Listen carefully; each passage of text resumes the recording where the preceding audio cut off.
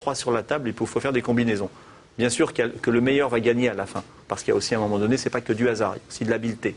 Simplement, le fait qu'il y ait une mode et qu'elle s'adresse à des jeunes qui n'y sont pas préparés, qui en plus de ça, à un moment donné, ces Star Academy, ce sont des reality shows qui deviennent des reality shows de poker. En fait, ils sont embringués là-dedans, comme s'ils étaient embringués dans une mode musicale ou autre. Et ça, c'est super dangereux, parce que là, on ne parle plus d'addiction, pour l'instant. Parce que ces jeunes-là qui sont en fait super accros, ils sont accros sans le savoir, parce qu'ils pensent que c'est un hobby. Comme moi, quand je jouais de la guitare 10 heures par jour, quand j'avais 18 ans, je me prenais pour Jimi Hendrix. J'ai vite compris que j'étais pas Jimi Hendrix. Mais eux, ils croient, en plus de ça, parce qu'on leur montre des stars qui gagnent beaucoup d'argent, alors ils disent, tiens, je vais aussi gagner beaucoup d'argent, et en plus, je vais en faire mon métier. Alors là, ils vont plus à la fac. On commence à tomber dans la perte de repères. Alors, deux solutions. Soit on est repris par l'autorité parentale, ça c'est super important, donc la notion civique elle est super importante, peut-être même la religion, parce qu'on reste, je parle de la religion dans le sens bon sens, mais je pense que le danger on va le voir dans plusieurs années lorsque ces jeunes-là qui n'auront pas été travaillés, qui auront préféré jouer au poker, passer des nuits au cercle de jeu plutôt qu'aller au cinéma, je pense que ça va faire de gros dégâts. Vous, Maël Carr, vous vouliez réagir? Non, je vais juste te dire que, pour rejoindre ce que disait Eric Boina, c'est que le jeu préféré des ados en ligne sur lequel ils passent des nuits et des nuits, n'est pas un jeu d'argent. Hein. Il s'appelle World of Warcraft et c'est un jeu où les personnages sont en 3D et on est dans un jeu virtuel. Ouais. Et c'est un jeu qui prépare au poker. C'est vrai, qui habitue à rester devant un écran longtemps, à échanger avec les autres. Et je ne citerai pas de nom, mais il y a des opérateurs de poker en ligne qui ont imité le graphisme de World of Warcraft, c'est-à-dire le fait de mettre des personnages en 3D qui virtualisent l'individu pour attirer. Et ces sites-là marchent fort justement sur la clientèle jeune. Et vous, par exemple, dans le domaine des courses hippiques, est-ce que vous avez rencontré des gens qui ont pu devenir addicts aux courses? C'est un peu ce dont vous parlez dans votre livre. Alors bon, le mien, il est un petit peu différent parce qu'il a fait les mêmes choix que ce dont vous parliez, c'est-à-dire qu'il a fait le choix de ne plus aller à la fac pour devenir parieur professionnel, mais lui, il a eu la chance de réussir, enfin ou plutôt, il s'est donné les moyens de réussir. Donc on en parlera peut-être tout à l'heure, mais c'est un peu un cas différent. Des gens addicts, oui, des gens addicts, il y en a aussi dans les courses, mais je dirais que les courses sont plutôt moins addictives que les jeux dans lesquels le hasard entre pour une plus grande part. Et moi, ma théorie, c'est que plus il y a de hasard, c'est-à-dire moins l'individu choisit son jeu, et moins l'individu sait pourquoi il a gagné dans le cas où il gagne, donc plus la part de hasard est forte, et plus il y a d'addiction. Et plus le parieur maîtrise son pari, et par exemple choisit ses chevaux dans une course de chevaux, et donc plus s'il gagne, il sait, il connaît les raisons pour lesquelles il a gagné, et moins ça crée d'addiction. Je pense que c'est le fait d'être inconscient du départ à la fin qui vous fait basculer justement dans tout ce qui est la bonne fortune, la manne céleste, etc. Alors que quand c'est vous qui choisissez, c'est la récompense d'une forme de travail. Parce que faire le papier d'une course, choisir ses chevaux, c'est une manière de travailler aussi. On va y revenir tout de suite. Peut-être une réaction d'Éric Boina. Vous êtes d'accord avec le fait que... Non, pas du tout. Je ne suis pas du tout d'accord avec ça. Mais par contre, je comprends pourquoi M. Kerr dit ça. C'est parce qu'en fait, la proportion des joueurs qui jouent à des jeux avec une technicité faible. Quand je mets une pièce dans une machine à sous et que je fais un tirage, j'ai rien, j'ai pas réfléchi.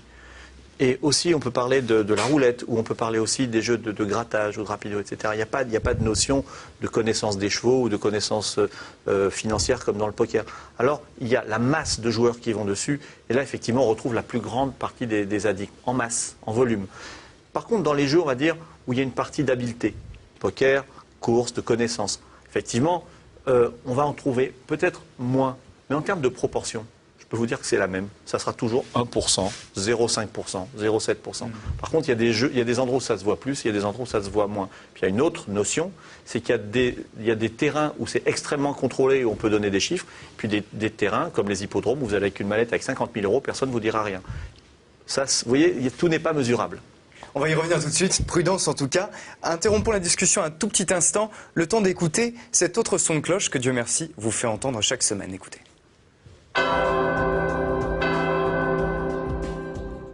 Bonjour. Dis-moi qui tu fréquentes, dit le proverbe, et je te dirai qui tu es. On pourrait poursuivre. Dis-moi à quel jeu tu joues, et je te dirai ce que tu vaux. Ou encore, dis-moi ce que tu regardes, et je te dirai ce que tu feras bientôt. Tous ces dictons présupposent normalement que nous soyons libres, puisque dans les dictatures ou les esclavages, il n'y a pas d'affection vis-à-vis du dictateur ou du ravisseur. Quoique. Des experts en psychologie appellent syndrome de Stockholm cette propension des otages à avoir de la sympathie, voire plus, pour leur geôlier. C'est donc bien qu'il y a des esclavages que les autres nous imposent et des esclavages que nous nous fabriquons. On appelle cela addiction ou accoutumance ou dépendance.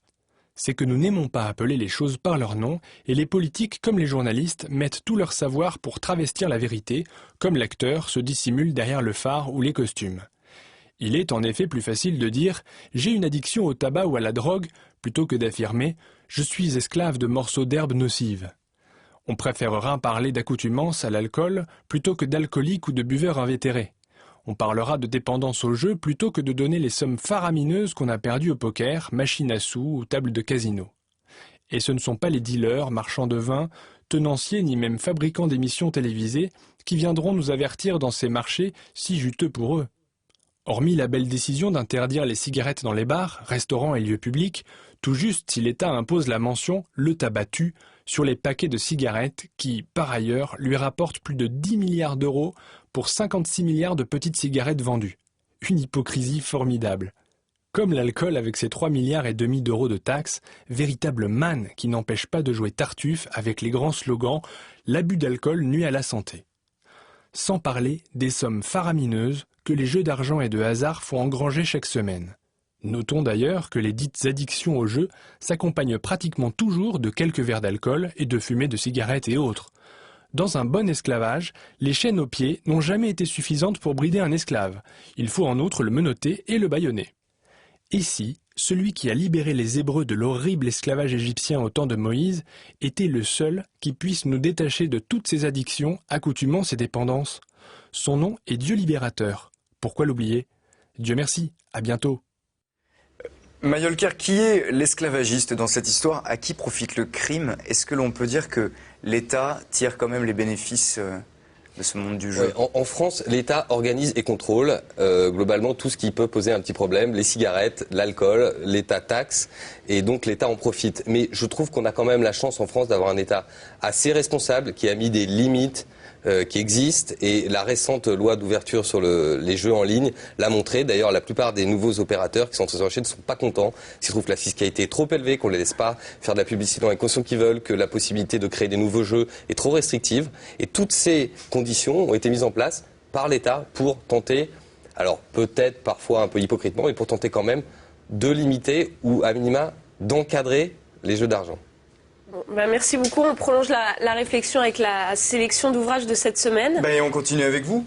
Mayolker, gagnant aux éditions du Rocher, portrait d'un parieur professionnel, publié en 2006. Un mot sur cet ouvrage? Oui, un mot pour dire que c'est une histoire vraie. D'accord. Que pour le protéger, parce qu'il est encore en activité, on a changé les noms des chevaux, les noms des entraîneurs et les noms des jockeys. Mais que tout ce qui est dit dans cet ouvrage est vrai.